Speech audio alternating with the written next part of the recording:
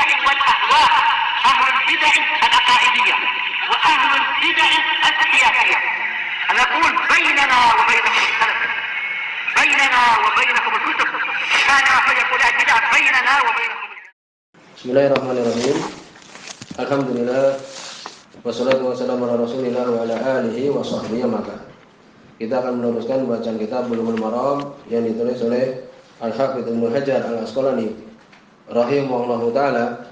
Kita sudah menyelesaikan bab sutratil musalli, sutrohnya pembatas bagi orang yang sholat di kitab sholat. Setelah juga kita menyebutkan di sebelumnya kitab Thaharah, kitab yang membahas tentang masalah thaharah, bersuci, disebutkan tata cara berwudu, adab ketika masuk kamar mandi, demikian juga tata cara mandi, demikian juga masalah haid, demikian juga masalah air, demikian juga masalah bejana, demikian juga yang lainnya di kitab Thaharah, tentang masalah wudu dan sebagainya, pembatal wudu dan sebagainya. Kemudian kita masuk di sini kitab shalah yang disebutkan sebelumnya tentang masalah al-mawaqit, waktu sholat, demikian juga tentang masalah adzan, demikian juga masalah syarat-syarat sholat, ya, demikian juga tentang terakhir disebutkan pembatas bagi seorang yang sholat. Sekarang akan masuk bab berikutnya, babul hasi alal khusyuk fi sholat, bab anjuran untuk khusyuk, anjuran untuk khusyuk di dalam sholat. Disebutkan di sini oleh Ibnu Hajar bab berikutnya tentang anjuran seseorang ketika sholat itu dalam badan khusyuk. Disebutkan oleh Ibnu Qayyim rahimahullah taala, kita membaca di sini Fathul Alam yang ditulis oleh Syekh Muhammad Nizam rahimahullah taala. Disebutkan oleh Ibnu Qayyim di Madarijus Salikin, al khusyuk qiyamul qalb baina yaday rabb bil khudu'. Khusyuk itu apa? Tegaknya hati di hadapan Allah Subhanahu wa taala. Ini tegaknya hati di hadapan Allah Subhanahu wa taala, bil khudu', dengan khudu', wadul, merendahkan diri, dengan duduk tenang, ya kan, dzul, merendahkan diri, wal jam'i alaih, dan mengumpulkan atasnya, hatinya itu dikumpulkan ketika sholat itu. Ini tentang khusyuk, yang dalam keadaan dia merendahkan diri kepada Allah Subhanahu wa taala, kemudian dalam keadaan konsentrasi dia itu ketika sholat tersebut. Apa hukum khusyuk sekarang di dalam sholat itu? Disebutkan pendapat jumhur ulama bahwa itu adalah sunnah, disukai, mustahab. Bahkan Imam Nawawi mengatakan ijma' bahwa itu tidak wajib. Walaupun disebutkan itu ada yang menyelisih juga, tapi yang benar pendapat jumhur kebanyakan ulama bahwa itu adalah sunnah, itu yang benar dan bukan wajib. Kalau wajib misalnya apa? Sholatnya tidak sah kan? Apa dalilnya bahwa itu tidak wajib? Sebutkan hadis Abu Hurairah radhiyallahu anhu. Ya, disebutkan oleh Imam Bukhari dan Imam Muslim. Bahwa Nabi sallallahu alaihi wasallam mengatakan, "Fa idza qada at-taslim", apabila ya, selesai. Fa idza qudiya at-taslim, apabila iqamah itu selesai, aqbala syaitan. Syaitan datang lagi. Ketika adzan, syaitan lari. Kemudian datang lagi. Ketika iqamah, syaitan lari. Kemudian datang lagi ketika sholat. Hatta yahturu bainal mar'i, sampai terbetik di antara seseorang itu wa nafsihi, dan dirinya itu, ya, terbetik hal-hal. Yaqul udhkur kada, udhkur kada. Ingatlah ini, Sampai sebagian mengatakan kalau kita kehilangan kunci sholat saja, nanti ketika sholat itu akan ingat. Kuncinya itu di mana letaknya. Tapi itu disebutkan tidak pantas, ya. Kan gitu, kadang kita sholat itu diingatkan ini dan itu dari apa yang kita itu sebenarnya tidak ingat tadi. Sebagaimana di sini, ingatlah ini. Hatta yadilu rajul mayadri kam sholat, sampai seseorang tidak tahu berapa sudah dia sholat, 2 rakaat atau 3 rakaat. Fa idza wajada dzalika ahadukum, apabila muncul yang demikian ini pada diri kalian, salah seorang kalian, Nabi juga beliau pernah lupa, ya, demikian. Fal yasjud sajdataini wa huwa jalis, maka hendaknya sujud 2 kali sujud dan dia dalam keadaan duduk. Apa itu? Yaitu sujud sahwi, sujud karena lupa. Ya, akan dibahas nanti pembahasannya. Boleh setelah salam, boleh sebelum salam. Ya, nanti akan disebutkan pembahasannya. Di sini menunjukkan apa? Maka di sini menunjukkan kalau seorang lupa, dia ingat ini dan ingat itu, kemudian ya, dia lupa, maka Nabi tidak merintahkan untuk mengulangi sholatnya, kan tidak. Ini menunjukkan bahwa itu tidak membatalkan sholat. Ini dalilnya.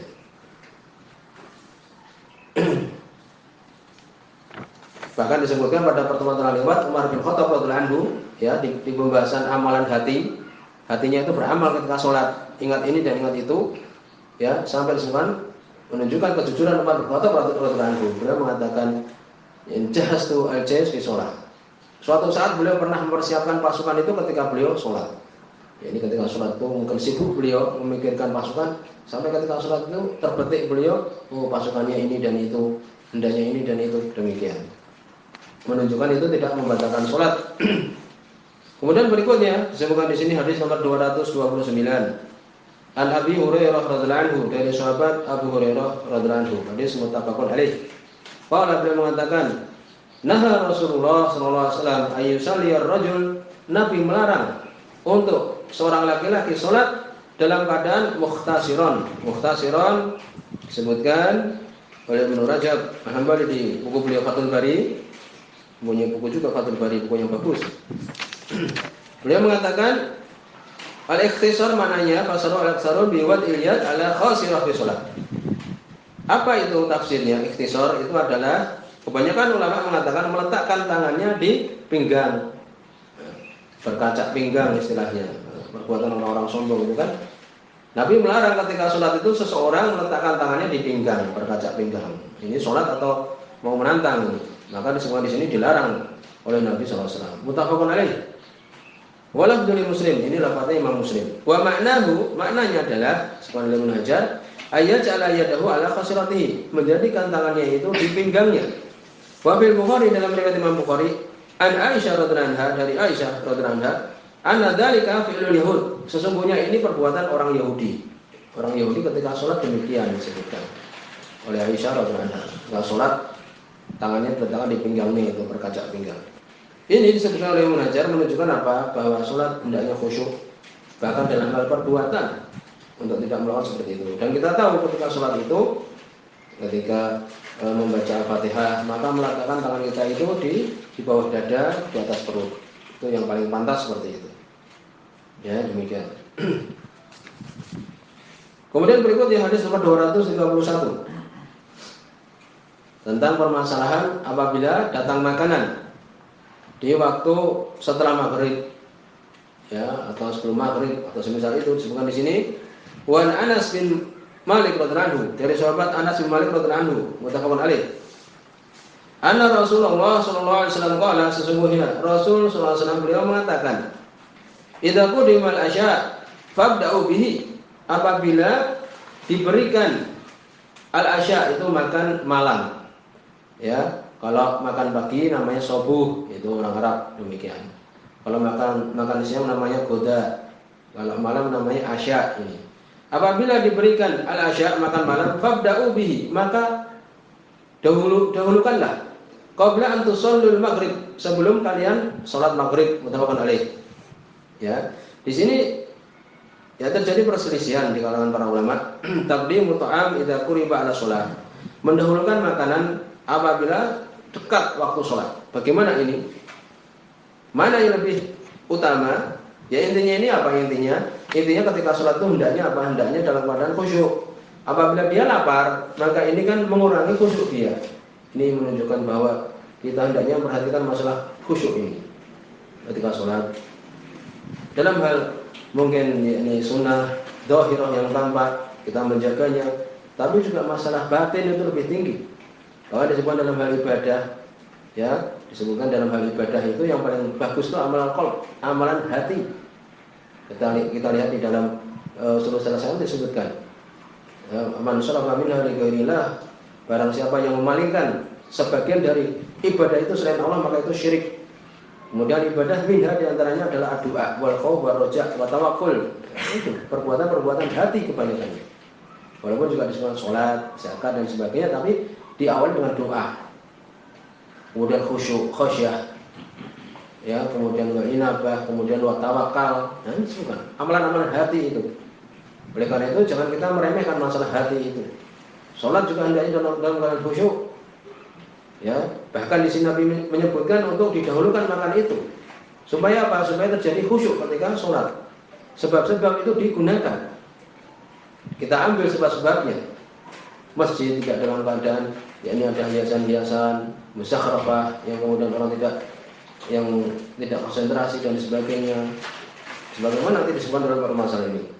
Jadi bagaimana di sini mendahulukan makan apabila sudah dekat sholat disebutkan istihbab, taqdimu asya, istihbab saja.